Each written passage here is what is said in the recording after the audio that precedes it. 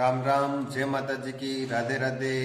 BSc and BSc BEd के जो subject हैं मैट्रिसेस, उसका अपन अध्ययन करेंगे कि मैट्रिक्स में आपके कौन कौन से टॉपिक हैं, क्या क्या हैं, आप मैट्रिक्स क्या होती हैं, परिभाषा, टाइप्स ऑफ मैट्रिक्स ये क्या होता है, इसके बारे में अपन विस्तार पूर्वक अध्ययन करेंगे।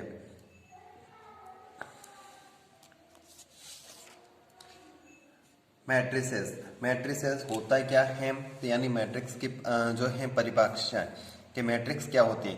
जब m n राशियों या संख्याओं का निकाय, जो संख्याएं दे रखी उनका निकाय m पंक्तियों तथा n स्तंभों में सुनिश्चित क्रम में व्यवस्थित होती हैं, अर्थात आयताक्रम विन्यास के रूप में होती हैं, तब उसे आव्यूह या मैट्रिक्स कहते हैं। यानी m इंटू n जो राशियां जो दे रखी होगी उसका अगर आप m पंक्तियों तथा n स्तंभों के रूप में व्यवस्थित कर लेते हैं तो उसको आप क्या बोलते हैं, मैट्रिक्स कहते हैं। जैसे अपन बात करते हैं मैट्रिक्स के अवयव कौन कैसे होते हैं। मैट्रिक्स के अवयव क्या होते हैं, तो पंक्तियों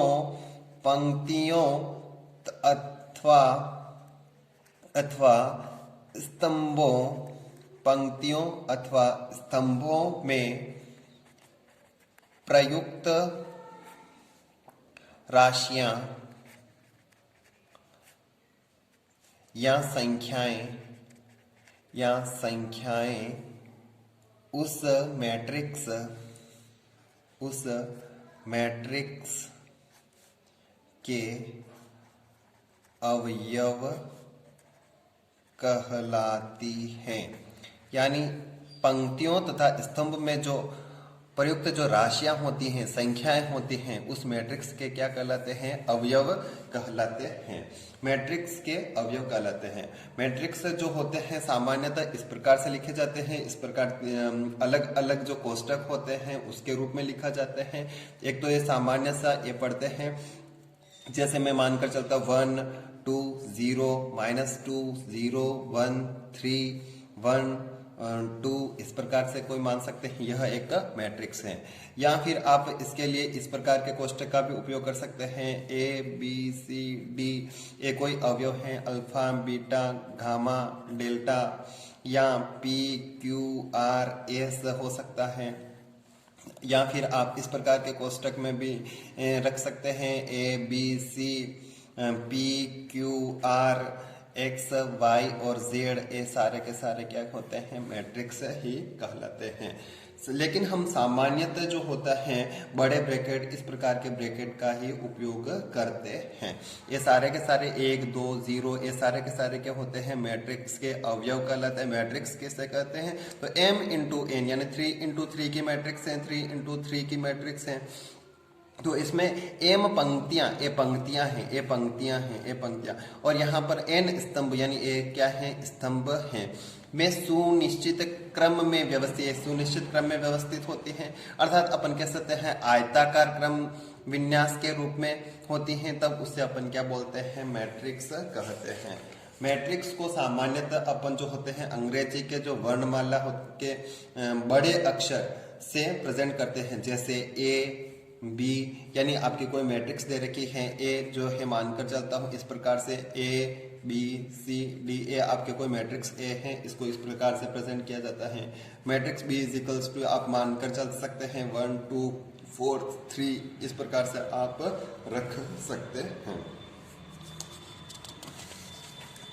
अगला जो बात करते हैं मैट्रिक्स के जो होता है क्रम, यानी ऑर्डर ऑफ द मैट्रिक्स, यानी मैट्रिक्स का क्रम क्या है। यदि किसी मैट्रिक्स में m पंक्तियां तथा n स्तंभ हो तो उसे m इंटू n क्रम की मैट्रिक्स कहते हैं। यानी पंक्तियों की संख्या कितनी है, m मानकर चलता हूं, स्तंभों की संख्या कितनी है, n है, तो उसे m इंटू n क्रम की मैट्रिक्स कहते हैं। जैसे मैं बात करता हूं, यहाँ पर कोई मैट्रिक्स मान लेता हूं कि ए कोई मैट्रिक्स है, यहाँ पर मैं मानकर चलता हूँ A B C alpha beta gamma या हो सकता है P Q R, यानी M यानी पंक्तियां कितनी हैं, 1 2 3 पंक्तियां हैं, स्तंभ कितने हैं, 1 2 और 3 स्तंभ हैं। तो यह 3x3 की मैट्रिक्स कहलाती है, यानी ऑर्डर ऑफ मैट्रिक्स कितना हो जाएगा, 3x3 हो जाएगा।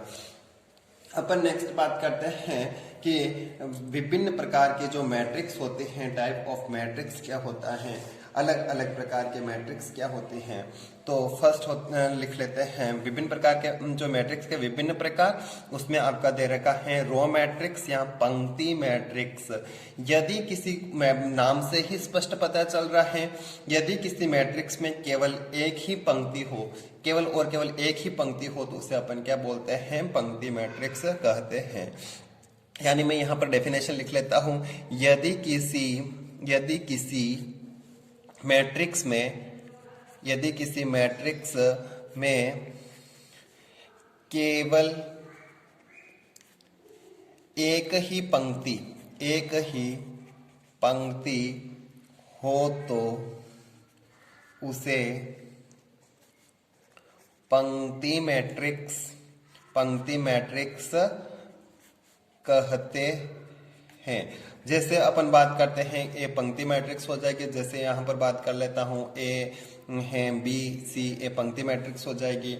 मैं कोई उदाहरण और ले लेता हूँ, बी मैट्रिक्स है जो इस प्रकार से है 1 0 0, ए मानकर चलता हूँ, और कोई मैट्रिक्स मान लेता हूँ एक्स, कोई मैट्रिक्स है जो है अल्फा बीटा गामा डेल्टा, इस प्रकार के आप यह क्या होते हैं, केवल और केवल पंक्ति के रूप में है, स्तंभ नहीं है।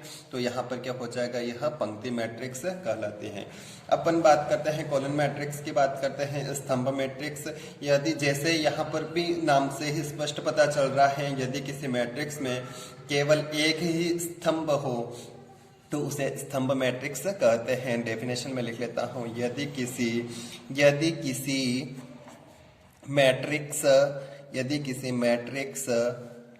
में केवल एक ही स्तंभ हो तो उसे स्तंभ मैट्रिक्स कहते हैं, स्तंभ मैट्रिक्स कहते हैं। जैसे उदाहरण मानकर चलता हूं, जैसे यहाँ पर कोई मैट्रिक्स मान लेता हूं, ये पहले पंक्ति के रूप में थे, अब स्तंभ के रूप में मानना है, तो यहाँ पर मैं मानकर चलता हूं x y z, ये क्या है, स्तंभ मैट्रिक्स मानकर चलता हूं। कोई और मैट्रिक्स में मान लेता हूं कि 3 4, यहाँ पर मैं 6 मान लेता हूं, यहाँ ये क्या है, स्तंभ मैट्रिक्स है। केवल और केवल एक ही स्तंभ है और कोई स्तंभ नहीं है, तो उसको आप कौन सा मैट्रिक्स कहते हैं, स्तंभ मैट्रिक्स कहते हैं।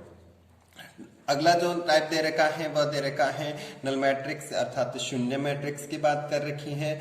यानी कोई भी मैट्रिक्स दे रखी है जिसका प्रत्येक नाम से ही स्पष्ट पता चल जाता है शून्य मैट्रिक्स, यानी इसके अंतर्गत कोई मैट्रिक्स है जिसके अंतर्गत सभी जो अवयव हैं वह क्या हो, 0 होते हैं, तो उसको अपन क्या बोलते हैं, शून्य मैट्रिक्स कहते हैं। यदि किसी में डेफिनेशन लिख लेता हूं, यदि मैट्रिक्स का प्रत्येक अवयव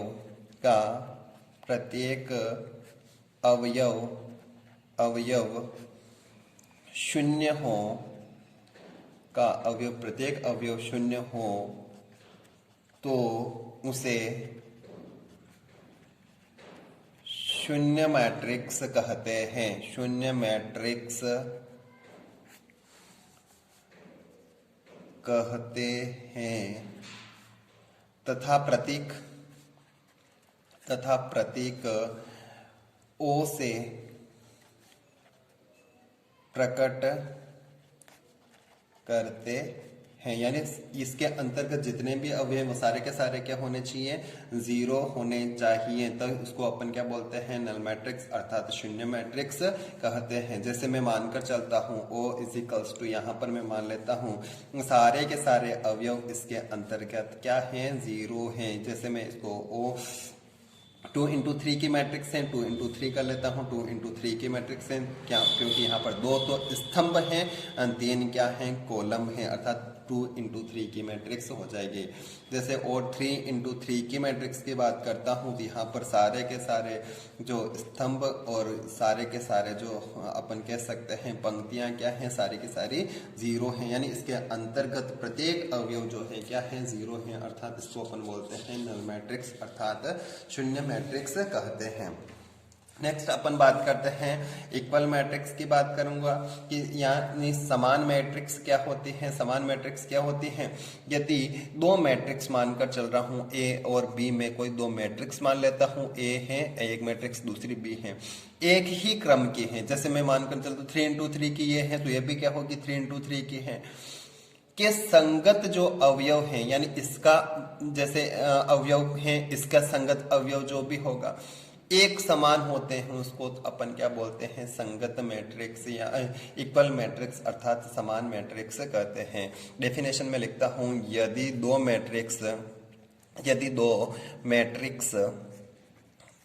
मैट्रिक्स ए तथा बी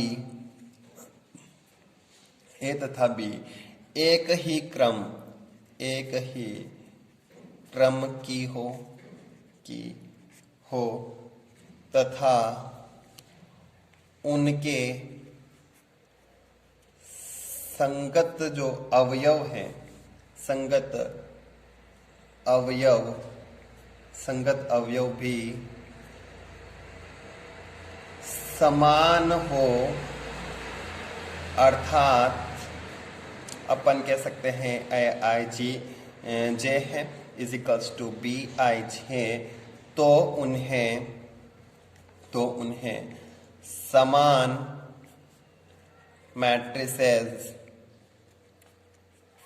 कहते हैं, जहां पर i is equals to 1 2 3 4 up to जो भी चल रहा हो, और j इज इक्वल्स टू भी मैं मानकर चलता हूं 1 2 3 अप टू जो भी चल रहा है n तक मान लेता हूं, इसको भी n तक मान लेता हूं।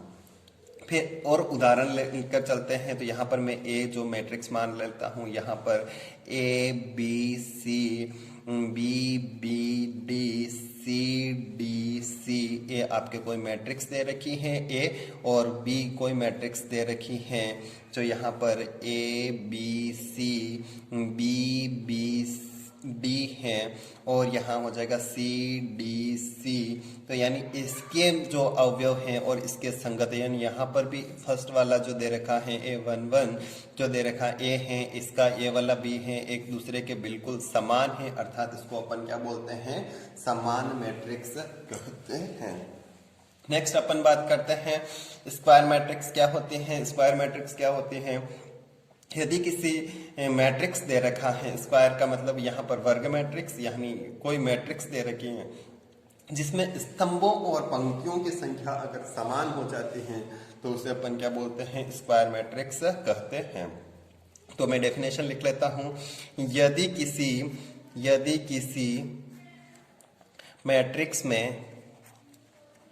किसी मैट्रिक्स में स्तंभों तथा पंक्तियों की संख्या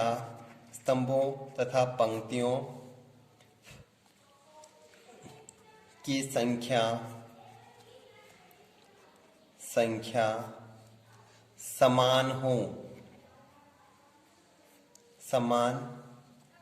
हो, अर्थात मैं कह सकता हूं कि m is equals to n, तो उसे वर्ग मैट्रिक्स कहते हैं।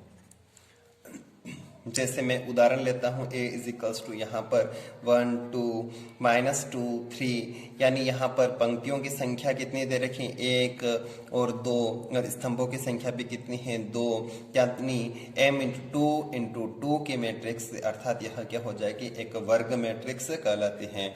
दूसरा कोई उदाहरण ले लेता हूँ यहाँ पर कि a b c b b d C D C आपके हैं, यहाँ पर पंक्तियों की संख्या कितनी है, 1 2 3, स्तंभों की संख्या कितनी है, 1 2 और 3, यानी 3 × 3 की मैट्रिक्स, अर्थात यह भी क्या है, एक वर्ग मैट्रिक्स कहलाती है।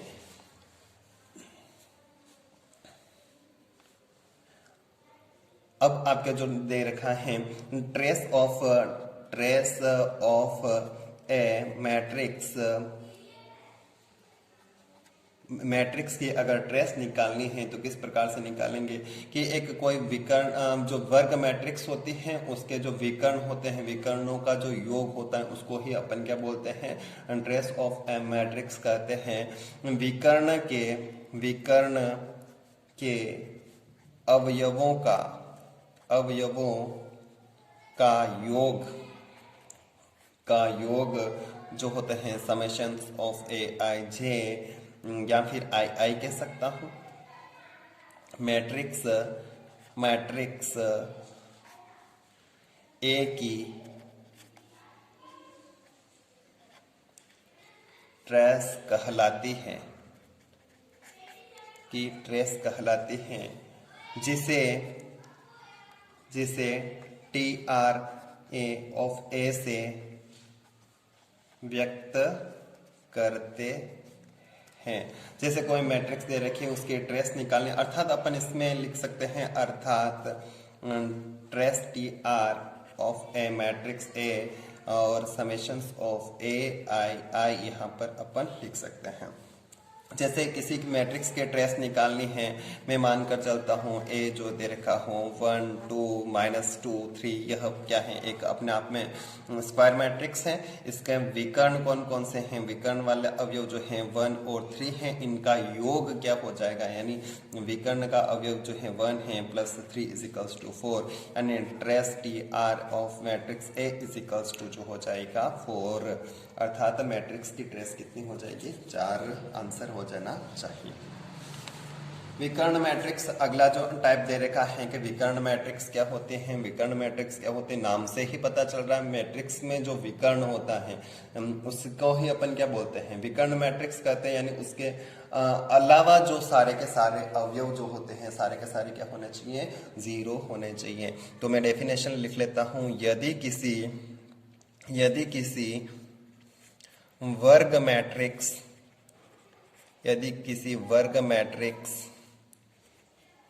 वर्ग मैट्रिक्स के मुख्य विकर्ण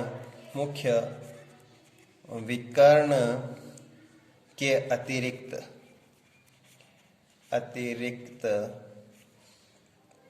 अन्य सभी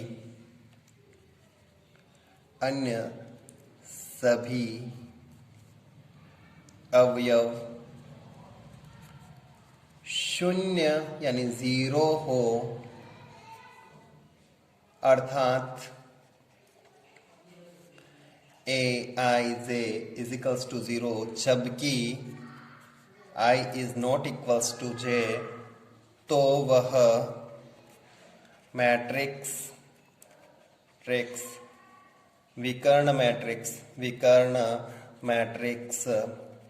विकर्ण मैट्रिक्स कहलाती है। यानी कोई आपको मैट्रिक्स दे रखी है A इसको मैं इस प्रकार से मान सकता हूँ A B C, इसके अतिरिक्त सारे के सारे अवयव जो हैं वो अगर 0 हो तो उसको अपन क्या बोलते हैं, मैट्रिक्स यानी विकर्ण मैट्रिक्स कहते हैं। इनके अलावा सारे के सारे अवयव क्या होने चाहिए, 0 होने चाहिए, तो उसको अपन क्या बोलते हैं, विकर्ण मैट्रिक्स कहते हैं। इसको इससे भी प्रेजेंट करते हैं DIAJ diagnostic matrix D1 D2 और -D3, या फिर मैं DN कहूँगा, DN से प्रकट करते हैं। यानी ए वाले सारे का D1 D2 D3 इस प्रकार से अगर DN तक चल रहा है तो उसको अपन क्या बोलते हैं, इस प्रकार से प्रेजेंट करते हैं। अगला जो मैट्रिक्स दे रखा है कि इकाई मैट्रिक्स, यूनिट मैट्रिक्स क्या होता है। यदि किसी वर्ग मैट्रिक्स दे रखा हो, वर्ग मैट्रिक्स का मुख्य विकर्ण का प्रत्येक अवयव क्या होना चाहिए, जैसे यहाँ पर ए बी सी, यहाँ कुछ अलग हो सकता था। इनमें जो मुख्य विकर्ण है उसमें सारे के सारे 1 1 1 होता, और इनके अलावा सारे के सारे अवयव अगर 0 होते हैं तो उसको अपन बोलते हैं इकाई मैट्रिक्स कहते हैं। जैसे मैं बात करता हूँ, लिखता हूँ, यदि किसी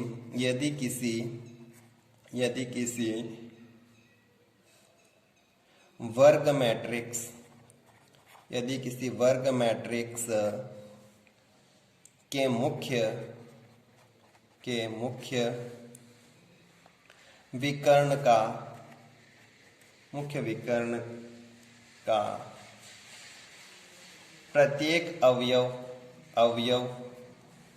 aij एक, यानी प्रत्येक अवयव aii एक हो तथा अन्य सभी अवयव शून्य यानी 0 हो तो उसे इकाई मैट्रिक्स कहते हैं। उसको अपन क्या बोलते हैं, इकाई मैट्रिक्स कहते हैं। यानी जो विकर्ण मैट्रिक्स है उसका जो अवयव सारे के सारे क्या हो, 1 हो, बाकी के सारे क्या होने चाहिए, 0 होना चाहिए। जैसे इसको अपन i से प्रेजेंट करते हैं। i2 जो है, जैसे 2 × 2 की मैट्रिक्स है 1 0 1 0, इस प्रकार से मैं लिख सकता हूँ 1 0 0 1। यानी इसका जो विकर्ण है वो सारे के सारे अवयव क्या होने चाहिए, 0 1 होने चाहिए, और ये बाकी के सारे अवयव क्या होना चाहिए, 0 होने चाहिए। I3 की बात करता हूँ, यानी 3 × 3 की मैट्रिक्स हो जाएगी। 3 जो हो जाएगा यहाँ 0 0 1, यानी विकर्ण सारे के सारे क्या हो जाएंगे, 1 1 1 हो जाएंगे। इसके अलावा जितने भी अवयव हैं वो सारे के सारे क्या हो जाएंगे, 0 हो जाते हैं। तो उसको अपन क्या बोलते हैं, एकीक या इकाई मैट्रिक्स कहते हैं। स्केलर मैट्रिक्स या अदिश मैट्रिक्स की बात करता हूँ। यदि किसी विकर्ण मैट्रिक्स के सभी अवयव समान हो, यानी कोई विकर्ण मैट्रिक्स है, यदि उसके सारे अवयव अगर समान हैं तो उसको अपन क्या बोलते हैं, अदिश मैट्रिक्स कहते हैं। यदि किसी विकर्ण मैट्रिक्स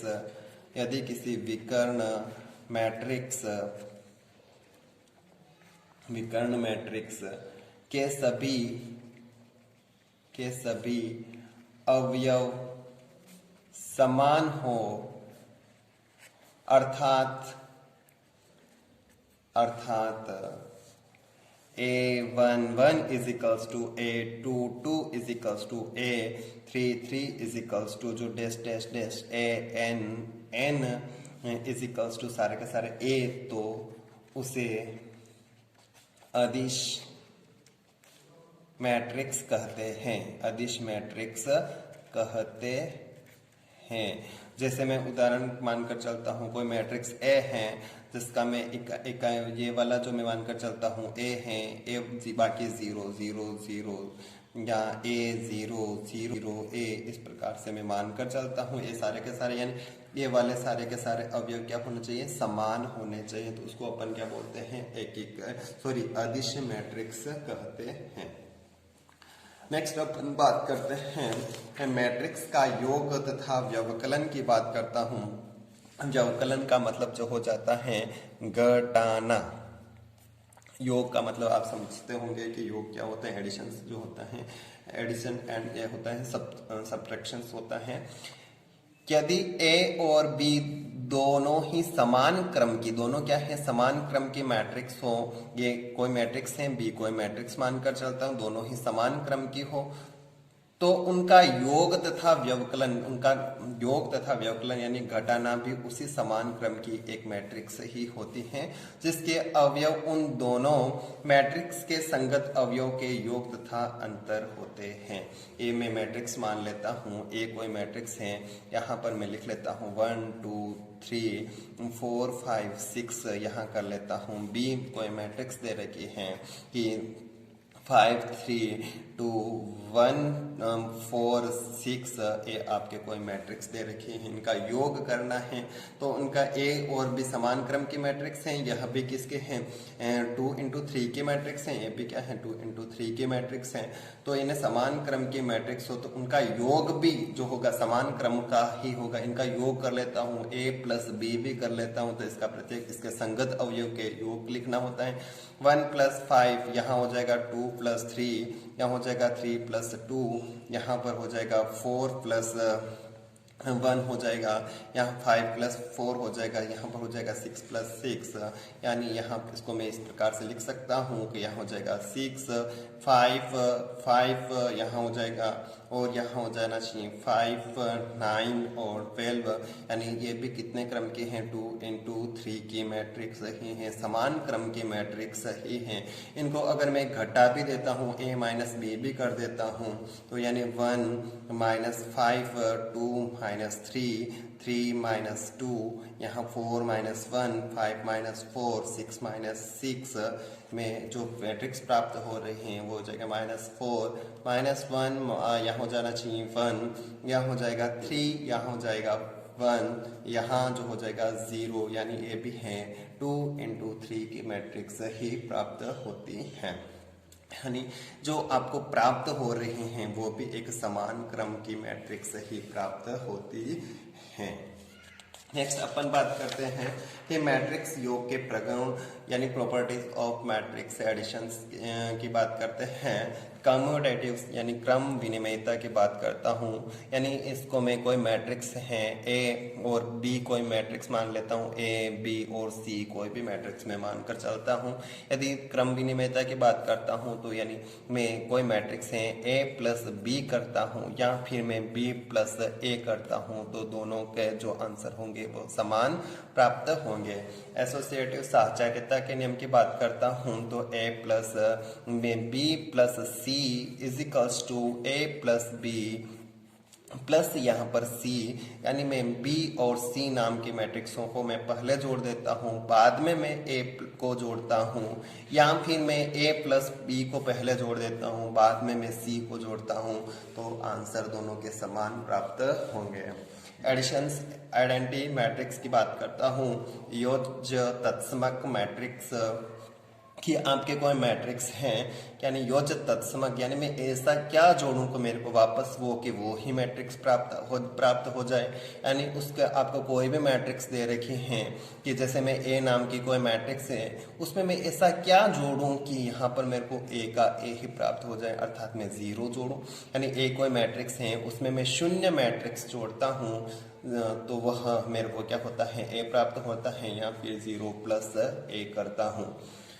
अगला जो हो जाएगा बिंदु आपके दे रखा है योज्य प्रतिलोम मैट्रिक्स की बात करता हूँ। योज्य प्रतिलोम यानी मेरे को मैं ऐसा कौन सी मैट्रिक्स यानी इनवर्स मैट्रिक्स के एडिटिव इनवर्स मैट्रिक्स कहाँ इनवर्स इसमें जोड़ता हूँ कि इसका इनवर्स क्या होगा ये आपको पता करना होता है। यानी मैं इसमें b प्लस इजिकल्स टू अगर मैं b की वैल्यू क्या रखूं कि मेरे को यहाँ पर 0 मैट्रिक्स प्राप्त हो जाए या b plus a equals to जो है 0 के बराबर प्राप्त हो जाए, तो b इजिकल्स टू क्या हो जाएगा -a के बराबर हो जाएगा होना चाहिए।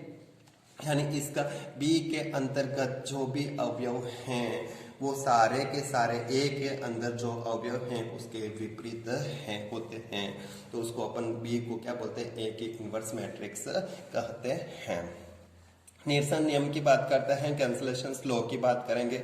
यानी यहाँ पर फर्स्ट कैंसलेशन लॉ जो हो जाएगा a plus B is equals to a plus C, यानी b और c में दोनों में क्या जोड़ रहा हूँ, a दोनों तरफ जोड़ रहे हैं। यानी यहाँ पर आपका जो हो जाएगा b इज इक्वल्स टू क्या प्राप्त होना चाहिए, c प्राप्त हो जाएगा। यानी दोनों से मैं a को हटा भी देता हूँ तो भी मेरे को कैंसलेशन लॉ से, यानी ये लेफ्ट साइड में है, जो भी अवयव दे रखे हैं उसके लेफ्ट साइड में है, इसलिए इसको बोलते हैं लेफ्ट कैंसलेशन लॉ कहा जाता है। यदि ए जो होते हैं राइट साइड में होते हैं, जैसे मैं b प्लस ए की बात करता हूँ इजिकल्स टू c प्लस ए, तो b इजिकल्स टू क्या होते हैं, यहाँ पर c होते हैं, तो इसको बोलते हैं राइट कैंसलेशन लॉ। यानी इसको अपन कह सकते हैं बायां निरसन नियम, या फिर बोलते हैं इसको दायां निरसन नियम कहा जाता है। लेकिन मैट्रिक्स व्यवकलन जो होते हैं क्रम विनिमय होना आवश्यक नहीं होता है। व्यवकलन यानी इसमें जो माइनस की बात करते हैं, जैसे योग के लिए बात कर रहे हैं लेकिन अपन माइनस की बात करते हैं, तो ऐसा नहीं कि a minus B is equals to B minus A बराबर प्राप्त नहीं होते हैं। मैट्रिक्स का नेक्स्ट जो हो जाएगा मैट्रिक्स का अदिश से गुणा। जो मैट्रिक्स आपको दे रखी है उसका अदिश से गुणा क्या हो जाएगा, यदि मैट्रिक्स ए है m इंटू एन की कोई मैट्रिक्स दे रखी है जहां के कोई जो दे रखा है अदिश है, वास्तविक संख्याएं हैं, राशि हो, तो मैट्रिक्स ए के प्रत्येक अवयव को के से गुणा करने पर प्राप्त m इंटू एन मैट्रिक्स है मैट्रिक्स ए का के से अदिश गुणन कहलाते हैं। इसको के ए अथवा ए के से व्यक्त कर सकते हैं। यानी के का गुणा किससे कर रहे हैं, मैट्रिक्स को ए दे रखी है, के इसका प्रत्येक अवयव भी किससे गुणा हो जाएगा, के से गुणा हो जाएगा, ए आई जे से, यानी m2। उदाहरण के लिए मैं मानकर चलता हूँ कोई मैट्रिक्स ए दे रखी है, वो दे रखा है, जैसे मैं मानकर चलता हूँ कि 1 -1 3 -1 -1 2 2 0 0 3 4 2 है, ये आपके कोई मैट्रिक्स दे रखी है। यहाँ पर मैं k इजिकल्स टू में -2 ले लेता हूँ, यानी -2 से इस मैट्रिक्स को गुणा करना है, तो -2 यहाँ पर a इजिकल्स टू जो हो जाएगा, यानी इसके प्रत्येक जो अवयव है उसका 2 से मल्टीप्लाई होना चाहिए, -2 से, यानी यहाँ हो जाएगा -2, यहाँ हो जाएगा 2, -6 2, यहाँ हो जाएगा 2, -4 -4 0 0 -6 -8 -4, इस प्रकार से आपको यहाँ पर प्राप्त हो जाएगा। इसका प्रत्येक अवयव के साथ में -2 से गुणा किया जाता है। नेक्स्ट अपन बात करते हैं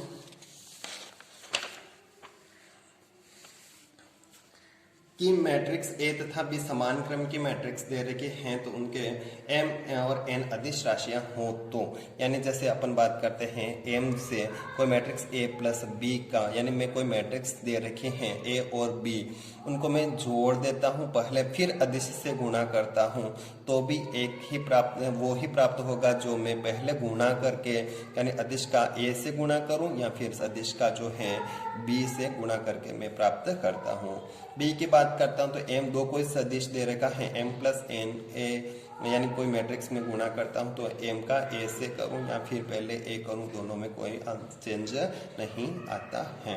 c की बात करता हूं तो यहाँ पर जो हो जाना चाहिए m n इंटू a की मैट्रिक्स जो दे रखे हैं m n, और यहाँ पर क्या हो जाना चाहिए a equals to n m और a, यानी इसका मैं गुणा पर इस पर कोई फर्क नहीं पड़ता है, आंसर सेम आता है। मैट्रिक्स का गुणा की बात करता हूं कि दो मैट्रिक्स दे रखे हैं उसका गुणा करना है तो किस प्रकार से किया जाएगा। दो मैट्रिक्स A तथा B, कोई मैट्रिक्स मान लेता हूँ A है, कोई दूसरी मैट्रिक्स B है, उसका जो गुणा मेरे को प्राप्त होता है, इन दोनों का मैं गुणा करता हूँ तो AB जो मेरे को प्राप्त होता है तब ही परिभाषित है, जबकि गुणनफल AB की प्रथम मैट्रिक्स A के स्तंभों की संख्या यानी एक में जो स्तंभों की संख्या तथा द्वितीय मैट्रिक्स बी में जो है पंक्तियों की संख्या क्या होनी चाहिए, बराबर हो, तो उसको अपन मैट्रिक्स का गुणा संभव है, वरना संभव नहीं होता है।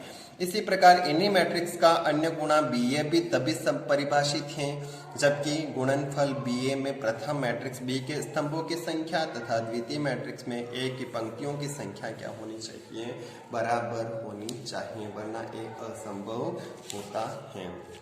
यानी इसमें जो कोई मैट्रिक्स मानकर चलता हूँ, इसमें जो स्तंभों की संख्या है, जैसे मैं मानकर चलता हूँ X Y Z P Q R M, ये क्या है, स्तंभों की संख्या। लेकिन बी कोई मैट्रिक्स है, इसमें जो है पंक्तियों की संख्या के समान होना चाहिए, X Y Z S T Y, इस प्रकार से मैं कोई भी मैट्रिक्स मान लूँ, यानी इसके जो स्तंभों पंक्तियों की संख्या और इसमें जो है स्तंभों की संख्या दोनों ही क्या होनी चाहिए, बराबर होनी चाहिए, तभी इनका गुणा संभव होता है, वरना इसका गुणा संभव नहीं होता है।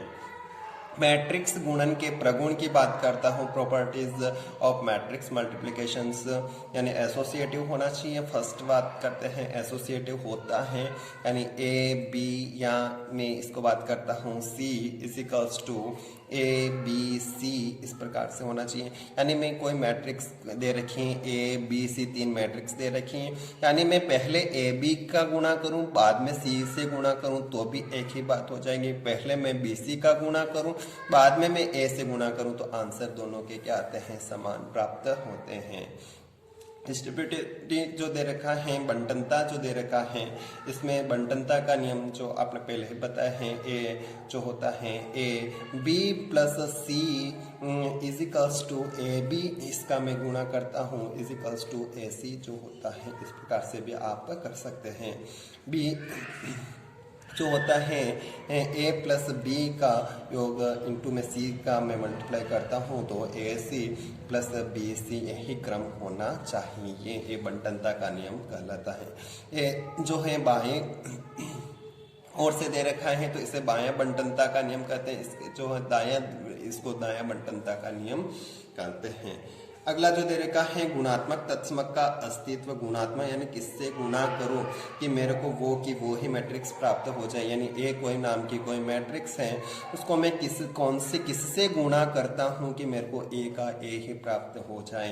यानी इसका मैं एक मैट्रिक्स होती है, इकाई मैट्रिक्स होती है, यानी इकाई मैट्रिक्स से अगर मैं गुणा करता हूँ, आई से गुणा करता हूँ तो उसको अपन क्या बोलते हैं, गुणात्मक तत्समक मैट्रिक्स विद्यमान अस्तित्व होता है। नेक्स्ट अपन बात करते हैं जीरो डिवीजन की बात करेंगे कि शून्य भाजक क्या होता है। शून्य यदि दो मैट्रिक्स जो होते हैं ए और बी, कोई मैट्रिक्स मान लेता हूं, उन दोनों का गुणा अगर जीरो प्राप्त हो जाता है, ए और बी कोई मैट्रिक्स है, ए और बी कोई मैट्रिक्स है, इन दोनों का गुणा अगर जीरो प्राप्त हो जाता है तो उसको अपन क्या बोलते हैं, शून्य मैट्रिक्स या सॉरी शून्य भाजक मैट्रिक्स कहते हैं। नेक्स्ट अपन बात करते हैं यही यदि दो अशून्य मैट्रिक्स ये ए और बी, ऐसा नहीं कि शून्य से ही गुणा कर दें जीरो हो जाए, यानी ये दोनों क्या होने चाहिए, अशून्य होना चाहिए। अशून्य मैट्रिसेस ए तथा बी का गुणा ना A B is equals to zero, तो ए तथा बी शून्य भाजक कहलाते हैं। यदि दो अशून्य मैट्रिसेस दे रखे हैं, ए तथा बी का गुणा यानी ए और बी का मैं गुणा करता हूं तो मेरे को जीरो प्राप्त शून्य मैट्रिक्स प्राप्त होती हैं, तो ए तथा बी शून्य भाजक कहलाते हैं। जैसे मैं उदाहरण लेकर चलता हूं, एक कोई मैट्रिक्स दे रखी है, यहाँ पर मैं 1 1 3 3 और बी आपके कोई मैट्रिक्स दे रखी है, बी इज इक्वल्स टू -1 -1 इन दोनों का अगर मैं गुणा करता दोनों ही नॉन जीरो है, जीरो अशून्य मैट्रिक्स थे, यानी मैं ए इंटू बी की बात करता हूं तो यहां पर हो जाना चाहिए 1 1 3 3 इस प्रकार से दे रखा है। -1 1 1 और -1 इस यानी इन दोनों का गुणा करता हूँ तो इसका पंक्ति और इसका स्तंभ यानी -1 और यहाँ इसका इसके साथ में गुणा करता हूँ तो +1, इसका जो है माइनस इसका इसके साथ में गुणा करता हूँ तो +1, इसका इसके साथ में गुणा करता हूँ तो -1, इसका हो जाना चाहिए -3 + 3 और यहाँ हो जाएगा 3 - 3 यानी 1 - 1 = क्या हो जाएगा 0। इसका आंसर भी 0, यहाँ 3 - 3 + 3 0, 3 - 3 = 0 यानी मेरे को 0 मैट्रिक्स प्राप्त हो रही है तथा ए तथा बी क्या है शून्यभाजक कहलाते हैं। नेक्स्ट अपन बात करते हैं वर्ग मैट्रिक्स की। धन पूर्ण घात की बात करते हैं। कोई मैट्रिक्स ए दे रखी है जिसकी पावर जो m है और वही मैट्रिक्स की पावर n है तो उसकी मैट्रिक्स की टोटल जो पावर हो जाएगी m + n के बराबर हो जाएगी। यहाँ अपन बात करते हैं एक अगर मैट्रिक्स है a की पावर m, अगर कोष्टक के बाहर n पावर n हो जाती हैं तो इसकी मैट्रिक्स की जो पावर हो जाएगी m × n हो जाएगी। यहाँ अपन कह सकते हैं a की पावर n × m हो जाती है।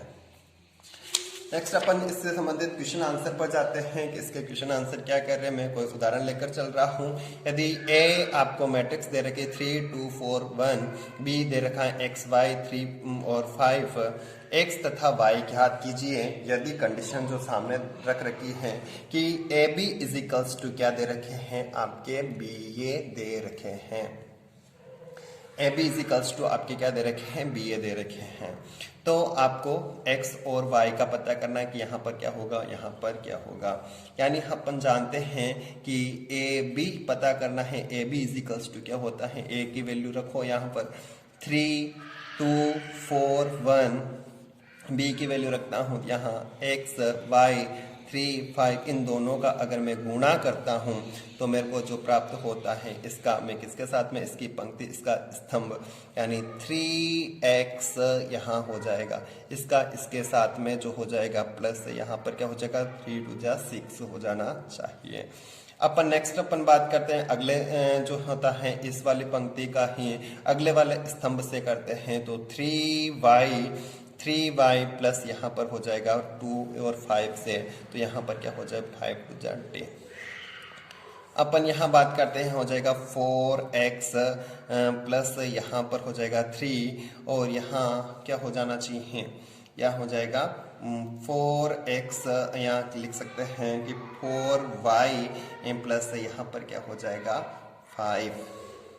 ये आपके सामने आ जाता है। मैं इसको इक्वेशंस 1 दे देता हूँ और दूसरा जो हो जाएगा बी को आपको पहले लिखना है x y 3 5 और यहाँ जो हो जाना चाहिए 3 2 4 1 यहाँ पर आपको प्राप्त होता है। इन दोनों का जो गुणा हो जाएगा यानी इस पंक्ति का इस स्तंभ से यानी 3x प्लस यहाँ पर क्या हो जाना चाहिए 3x प्लस 4y और यानी अगले में 2x प्लस y इस प्रकार से प्राप्त होता है। अगला हो जाएगा यहाँ 3 3 जा 9 होता है, यहाँ पर 5 4 जा यहाँ हो जाएगा 20 और यहाँ जो हो जाना चाहिए अगला जो दे रखा है यहाँ 3 2 जा 6 और यहाँ हो जाना चाहिए प्लस 5।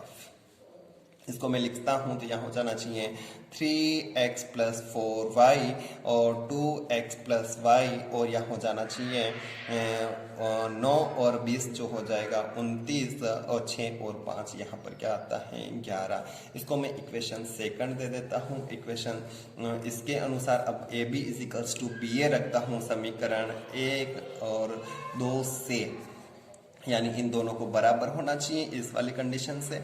तो यहाँ पर जो हो जाता है यानी ए बी = बी ए से अपन बात करते हैं तो यहाँ हो जाएगा 3ab = कितना दे रखा है, ए वाला प्राप्त हुआ 3x प्लस 6 और 3y प्लस 10 और 4x प्लस 3 और 4y प्लस 5 आपके जो मैट्रिक्स हैं वो उसको मैं इस प्रकार से लिखता हूँ।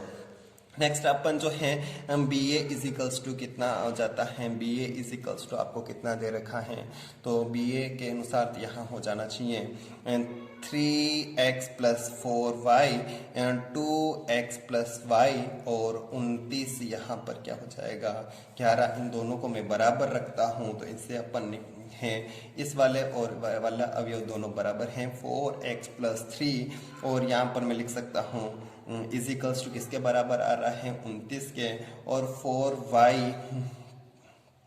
प्लस 5 इजिकल्स टू किसके बराबर आ रहा है 11 के।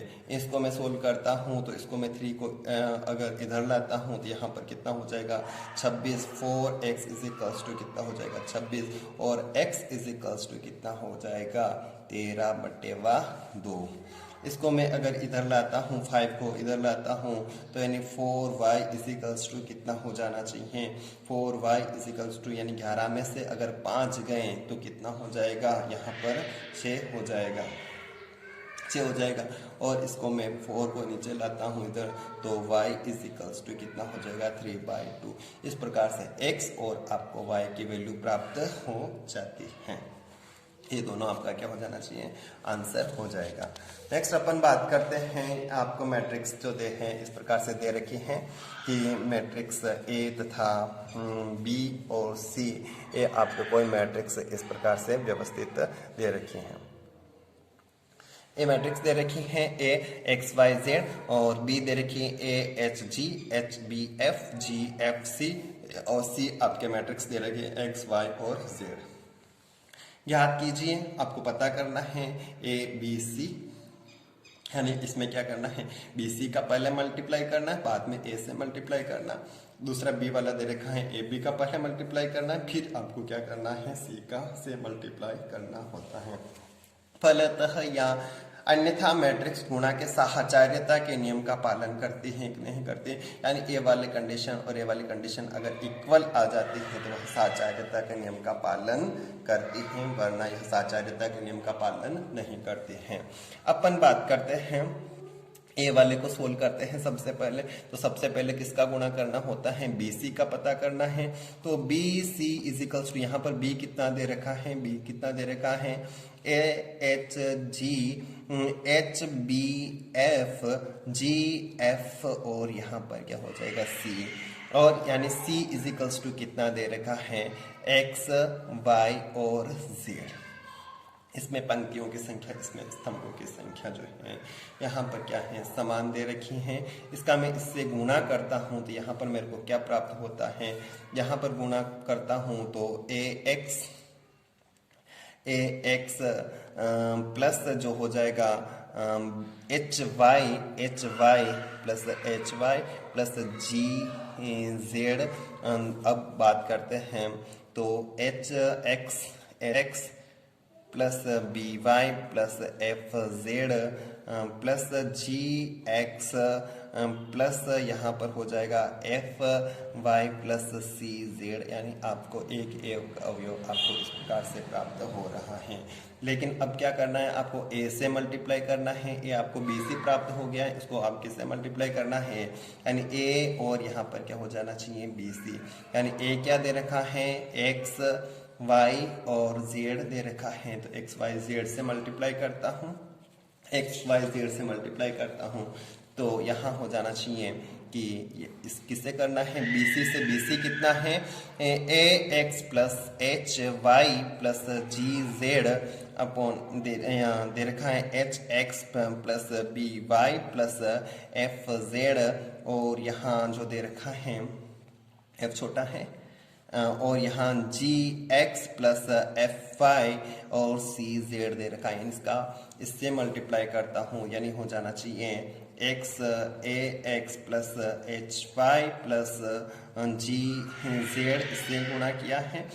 फिर इसका योग जो हो जाएगा y के साथ H X plus B Y plus F Z और इसका इससे गुणा करता हूँ तो जेड जो हो जाएगा G X plus F Y plus C Z आपको प्राप्त होता है।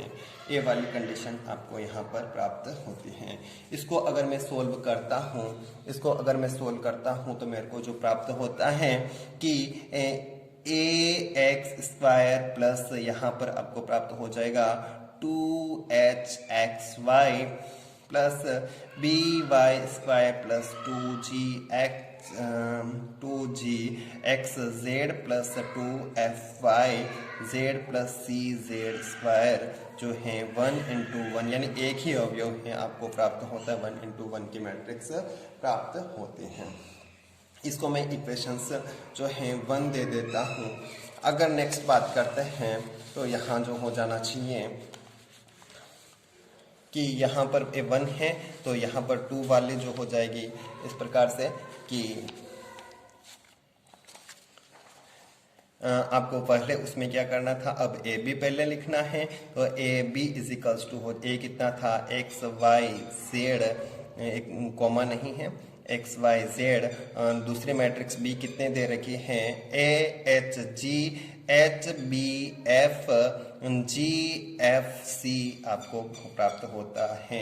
इसका मैं इससे गुणा करता हूँ या फिर मैं टोटल में ए बी और यहाँ पर मैं सी से अगर गुणा करता हूँ तो मेरे को जो प्राप्त होता है कि यहाँ इसके साथ में गुणा करता हूँ तो मेरे को क्या प्राप्त होता है A X plus H Y plus G H Y plus G Z.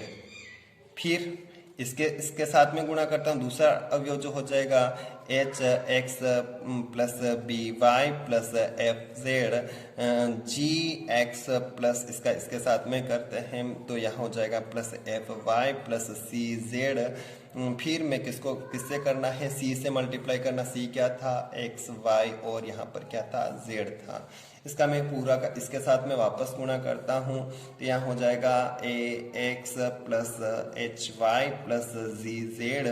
किसके साथ में हो रहा है एक्स के साथ में प्लस जो हो जाएगा H X plus B Y plus F Z. इसका किस में हो रहा है y के साथ में हो रहा है, इसका किस के साथ हो जाना चाहिए plus G X plus F Y plus C Z जो है किसके साथ में हो रहा है जेड के साथ में गुणा हो जाता है। इसको अपन अगर सोल्व करते हैं तो आपको जो है प्राप्त होता है A X square plus 2hxy plus B Y square plus 2gxz plus 2fyz plus C जो है जेड स्क्वायर, यानी इक्वेशन इसको मैं 2 दे देता हूँ। इक्वेशन 1 और 2 आपके दोनों समान प्राप्त होती हैं, अर्थात ए बी सी और ए बी और यहाँ पर सी ये दोनों बराबर हैं। तो सत्यापित हो जाता है कि अपन लिख सकते हैं कि यह क्या है साचार्यता के नियम का पालन करता है। अपन लिखेंगे तो फलतः मैट्रिक्स गुणा के लिए साहचर्यता का सत्यापन हुआ। साहचर्यता के नियम का क्या होता है पालन होता है। नेक्स्ट अपन बात करते हैं, कोई मैट्रिक्स दे रखी है कि ए अल्फा इज इक्वल्स टू जो दे रखा है cos alpha sine alpha minus sine alpha cos alpha. तो सिद्ध कीजिए कि ए अल्फा ए बीटा यानी अल्फा की जगह क्या करना है बीटा करना है, और साइन अल्फा यानी हो जाना चाहिए A alpha plus beta is equals to A beta alpha. इस प्रकार से होता है। इसको अपन लिखते हैं यानी मैं इसको मैं प्रूफ कर देता हूँ कि ए अल्फा और यहाँ पर ए बीटा। ए अल्फा कितना दे रखा है कि cos alpha sine alpha minus sine alpha, और यहाँ पर दे रखा है कोस अल्फा। तो आपको ए जो है बीटा जो हो जाना चाहिए, जहाँ जहाँ अल्फा है वहाँ बीटा हो जाएगा।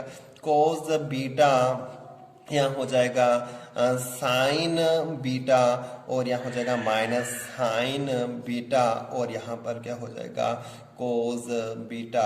इन दोनों का जो गुणनफल होता है वो किस प्रकार से प्राप्त होता है, इसका मैं इसके साथ में करता हूँ। तो कोस अल्फा कोस बीटा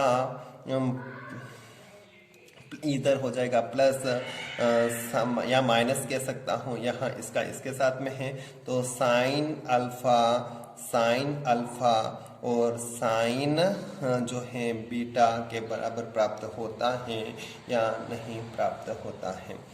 और इसका गुणनफल जो हो जाएगा cos alpha sign beta plus sine alpha cos beta प्राप्त होता है। और यहाँ हो जाएगा इसके साथ में minus sine alpha cos beta minus cos alpha sign beta, और यहाँ लिखता हूँ माइनस का sine alpha sign beta plus जो हो जाएगा कोस अल्फा कोस बीटा, आपको मैट्रिक्स प्राप्त होती है। इजिकल्स टू जो हो जाना चाहिए कि इसमें कोस, इसका जो फॉर्मूला होता है कोस ए कोस बी माइनस साइन ए साइन बी, जो फॉर्मूला बनता है कोस ए प्लस बी का हो तो अल्फा प्लस बीटा का हो जाएगा। और यहाँ पर इसका फॉर्मूला जो कोस ए साइन बी साइन ए कोस बी जो है किसका बन रहा है साइन अल्फा प्लस बीटा का बन रहा है। यहाँ हो जाएगा minus sine alpha plus beta, और यहाँ जो हो जाएगा कोस अल्फा प्लस बीटा आपको प्राप्त होता है। अर्थात मैं लिख सकता हूँ अल्फा प्लस बीटा सारे की जगह अल्फा की जगह अल्फा प्लस बीटा, तो इसको अपन लिख सकते हैं एक जो मैट्रिक्स दे रखे हैं उसमें अल्फा प्लस बीटा आपको प्राप्त होता है। इसी प्रकार इनका क्रम परिवर्तन की बात करते हैं। ए जो है बीटा और यहाँ हो दे रखा है ए अल्फा की बात करता हूँ तो यहाँ हो जाना चाहिए cos beta sine beta minus sine alpha cos alpha, और यहाँ हो जाना चाहिए कि साइन अल्फा यानी कोस अल्फा साइन अल्फा और माइनस साइन अल्फा, और यहाँ हो जाएगा कोस अल्फा, सॉरी यहाँ पर जो होना चाहिए बीटा बीटा होना चाहिए। तो इन दोनों का जो गुणनफल होगा वो हो जाना चाहिए कोस बीटा कोस अल्फा, इसका इसके साथ में कोस बीटा कोस अल्फा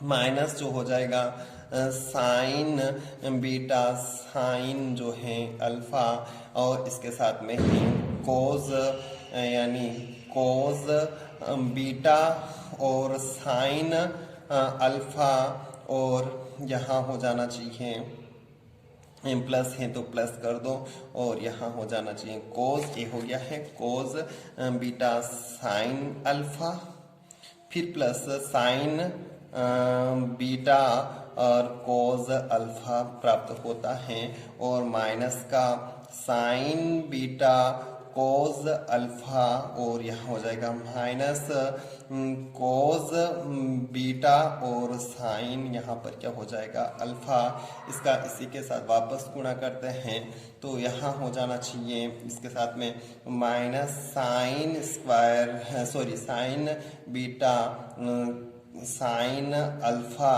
और यहाँ जो हो जाएगा plus cos beta cos alpha प्राप्त होता है यहाँ तक। फिर अपन नेक्स्ट बात करते हैं इनका जो योग होता है वो भी इसी प्रकार इसका अपन लिखते हैं फॉर्मूला जो ट्रिग्नोमेट्री पढ़ते हैं त्रिकोणमितीय सूत्र से, तो यहाँ भी आपको प्राप्त होता है cos alpha plus beta sine alpha plus beta, या फिर minus sine alpha plus beta और कोस अल्फा प्लस बीटा आपको प्राप्त होता है। अर्थात इसके और इसके क्या होता है बराबर हैं, अपन लिख सकते हैं साइन बीटा और ए अल्फा जो है और ए बीटा और A alpha is equals to A alpha plus beta प्राप्त होता है, जो इसको प्रूफ करता है।